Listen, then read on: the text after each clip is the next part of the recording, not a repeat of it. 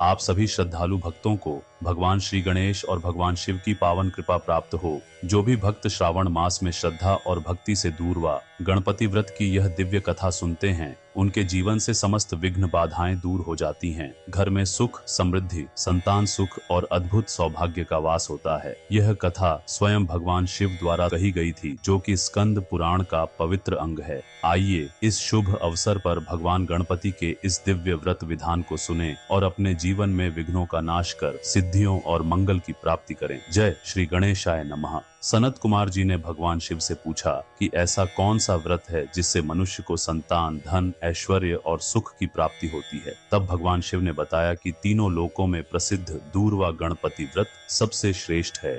इस व्रत को सबसे पहले भगवती पार्वती ने श्रद्धा से किया था, फिर सरस्वती, इंद्र, विष्णु, कुबेर, अन्य देवता, मुनि, गंधर्व और किन्नर तक ने इसे अपनाया। यह व्रत श्रावण मास के शुक्ल पक्ष की चतुर्थी को किया जाता है।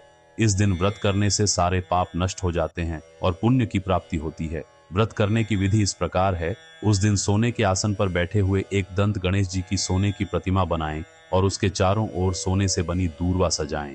फिर गणेश जी को लाल वस्त्र पहनाकर तांबे के पात्र में रखें और उन्हें सर्वतोभद्र मंडल में स्थापित करें।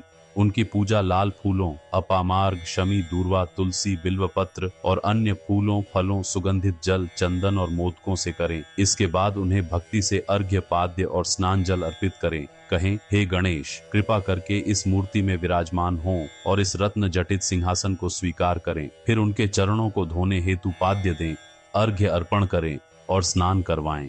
उन्हें वस्त्र, चंदन, अक्षत, पुष्प, धूप और दीप समर्पित करें। भोग में उन्हें मोदक, 4 प्रकार के अन्न, खीर और लड्डू चढ़ाएं। फिर मुख शुद्धि हेतु कपूर, इलायची और पान अर्पित करें। फिर सोने की दक्षिणा उन्हें भेंट करें और प्रार्थना करें कि वे कृपा कर व्रत को पूर्णता प्रदान करें। पूजा की सारी सामग्री, गणेश मूर्ति और दक्षिणा को आचार्य या ब्राह्मण को अर्पित करें और निवेदन करें कि वे इसे स्वीकार करें ताकि व्रत का फल पूर्ण हो सके। इस व्रत को जो व्यक्ति 5 वर्षों तक करता है और अंत में उद्यापन करता है, उसे मनचाही सिद्धियां और मृत्यु के बाद शिवलोक की प्राप्ति होती है।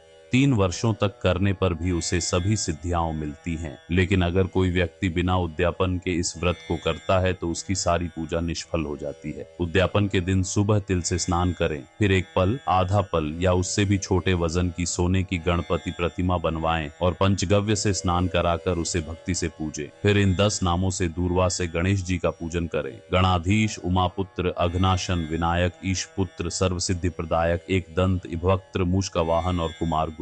पहले दिन अधिवासन करें, प्रातः ग्रह होम करके मोदकों और दूर्वा से हवन करें, पूर्णाहुति दें और आचार्य का पूजन करें। फिर सामर्थ्य अनुसार गाय का दान करें। ऐसा करने से मनुष्य सभी इच्छाओं को प्राप्त करता है। शिवजी ने कहा कि जो व्यक्ति श्रद्धा से गणेश जी का यह व्रत करता है, उसे संसार के सभी सुख प्राप्त होते हैं और अंत में सद्गति मिलती है। जैसे दूर्वा की शाखाएं निरंतर बढ़ती हैं, वैसे ही उस व्यक्ति की संतति भी निरंतर वृद्धि को प्राप्त करती है। इसलिए हे सनत कुमार, यह अत्यंत गोपनीय और फलदायक व्रत मैंने तुम्हें बताया है। जो भी सुख और समृद्धि चाहता है, उसे यह व्रत अवश्य करना चाहिए। इस प्रकार स्कंद पुराण के श्रावण मास महात्म्य का 13वां अध्याय दूर्वा गणपति व्रत कथन पूर्ण हुआ।